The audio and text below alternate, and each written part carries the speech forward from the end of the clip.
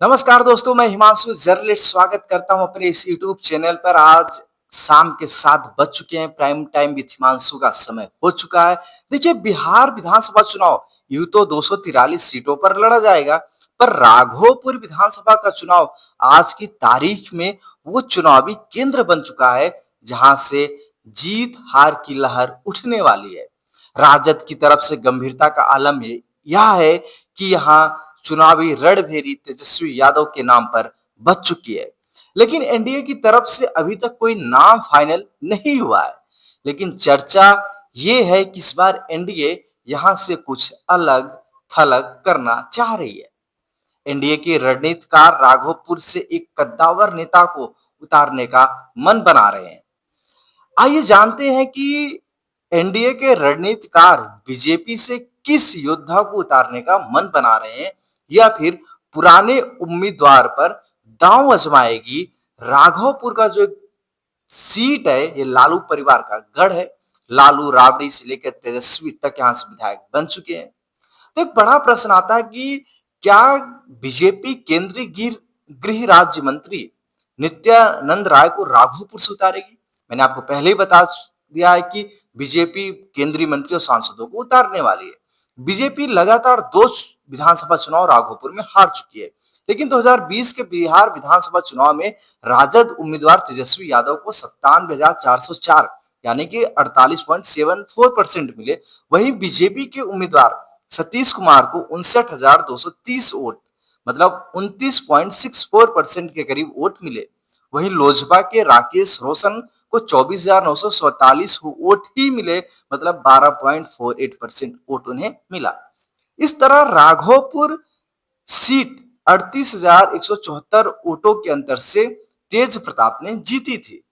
लोजपा लोक जनशक्ति पार्टी के उम्मीदवार को 24,947 वोट मिले थे। यहां समझ लें कि लोजपा के उम्मीदवार को जो वोट अगर जोड़ दिया जाए तो तेजस्वी यादव जीते हुए नजर आ रहे हैं। बीजेपी और लोजपा को अगर जोड़ दिया जाए, वर्ष 2015 की विधानसभा के चुनाव की बात करें तो तेजस्वी यादव और बीजेपी के सतीश कुमार के बीच जो जीत का अंतर था, जो कदम था 2015 के बिहार विधानसभा चुनाव में, राजद के उम्मीदवार तेजस्वी यादव ने राघोपुर सीट को 22,733 वोटों के अंतर से जीती थी। तब तेजस्वी यादव को 91,236 वोट मिला था। बीजेपी के सतीश कुमार को 68,503 वोट मिले थे। यानी तेजस्वी और बीजेपी के सतीश कुमार के बीच जो जीत का अंतर है वो बढ़ चुका था। और बीजेपी को कम मत मिले 2020 के चुनाव में। बीजेपी इस बिंदु पर गहन मंथन कर रही है, जीत के रास्ते क्या नित्यानंद राय उतारे जाएंगे, क्योंकि बीजेपी बड़े बड़े मंत्रियों को उतारने जा रही है। बीजेपी ने राघोपुर विधानसभा को इस बार निशाने पर लिया है। चर्चा यह है कि तेजस्वी यादव के चुनावी जंग को इतनी मुश्किल कर दें कि वे अपने विधानसभा में ज्यादा फंसे रहे। मतलब बीजेपी रणनीति अपना रही है। इस लिहाज से बीजेपी के रणनीतिकारों की नजर केंद्रीय गृह राज्य मंत्री नित्यानंद राय पर है। केंद्रीय गृह राज्य मंत्री नित्यानंद राय उस समय पूरे देश में लाइमलाइट में आए थे जब उन्होंने लाल कृष्ण आडवाणी की रथ को हाजीपुर शहर से बेरोकटक गुजार दी थी। इस बार बीजेपी राघोपुर से हार को जीत में बदलने को जिस समीकरण की तरफ बढ़ रही है, वो रास्ता नित्यानंद राय की तरफ जा रहा है। क्षेत्र की बात करें तो राघोपुर विधानसभा में और बीजेपी के कार्यालय में नित्यानंद राय की काफी चर्चा है। लेकिन ये नहीं लड़ते तो दूसरा चेहरा सतीश कुमार का है, जो वर्तमान में लड़ते आए हैं, जिन्होंने राबड़ी देवी को चुनाव हराया था। और सच माने तो बीजेपी के पास इससे इतर विकल्प भी नहीं है। इससे इतर विकल्प भी नहीं है। पहली बार जब सतीश कुमार चुनाव लड़े तो उनके युवा चेहरे को राघोपुर की जनता ने काफी पसंद किया था। लेकिन यह पसंद निरंतर घटता ही गया।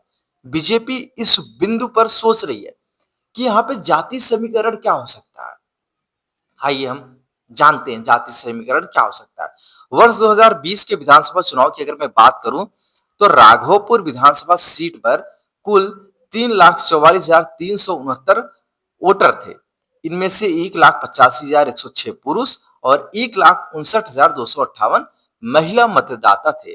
5 मतदाता तृतीय लिंग के थे। ठीक है। निर्वाचन क्षेत्र में 1,097 डाक वोट मिले थे। ठीक है। डाक वोट मिले थे। आंकड़ों के मुताबिक राघोपुर में सबसे बड़ी आबादी जो है वो यादव वोटरों की है। इसके बाद राजपूत मतदाता का नंबर आता है।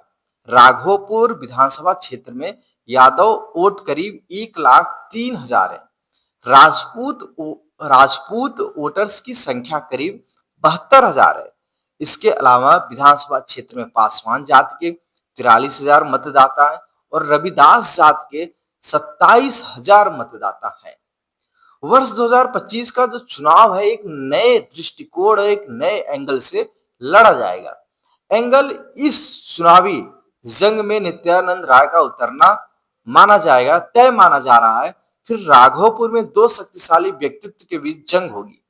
यहाँ यादव मत इस बार सबसे अधिक रोचक होने वाले हैं। लड़ाई का दूसरा एंगल यह है कि गत चुनाव में लोजपा बीजेपी के विरुद्ध खड़ी थी और 24,000 से ज्यादा वोट लाई थी। इस बार लोजपा का साथ बीजेपी के उम्मीदवार को मिलेगा, लेकिन गत चुनाव में बीजेपी को वीआईपी का साथ था, मतलब मुकेश सहनी का साथ था। ये इन दिनों महागठबंधन के साथ है। अब चूंकि पासवान तीसरी सबसे बड़ी संख्या है, बीजेपी के लिए प्लस पॉइंट है। ऐसे में यादव मत और रविदास मत निर्णायक साबित हो सकते हैं। ये राघवपुर के अंदर देखिए, राघवपुर के अंदर 1995 से आरजेडी का कब्जा है और लगातार लालू प्रसाद यादव से लेकर राबड़ी देवी तक। फिर जब 2010 में राबड़ी देवी यहां से चुनाव हारी थी, फिर 2015 में सबसे बड़े चेहरे, राजद के समय सबसे बड़े चेहरे और लालू परिवार के सबसे छोटे बेटे तेजस्वी यादव के पास ये सीट है। 2015 में जब उन्होंने 2013 में क्रिकेट से संन्यास ले लिया था क्योंकि उनका कैरियर ज्यादा चला नहीं था, उसके बाद ये राजनीति में कूदे। अपनी पारंपरिक सीट राघोपुर को इन्होंने कब्जा किया और आज सबसे बड़े चेहरे के रूप में, युवाओं के चहेते के रूप में पूरे बिहार में तेजस्वी यादव फैले हुए हैं। लेकिन बीजेपी की रणनीति है कि इस पूरे चुनाव में तेजस्वी को घेरा जाए और राघवपुर में ज्यादा से ज्यादा समय तेजस्वी यादव दे। ये बीजेपी सोच रही है, ये बीजेपी की रणनीति कह रही है। नमस्कार, prime time with Himanshu journalist में फिर मिलते हैं कल शाम 7 बजे इसी चैनल पर, इसी समय पे। मैं हिमांशु जर्नलिस्ट।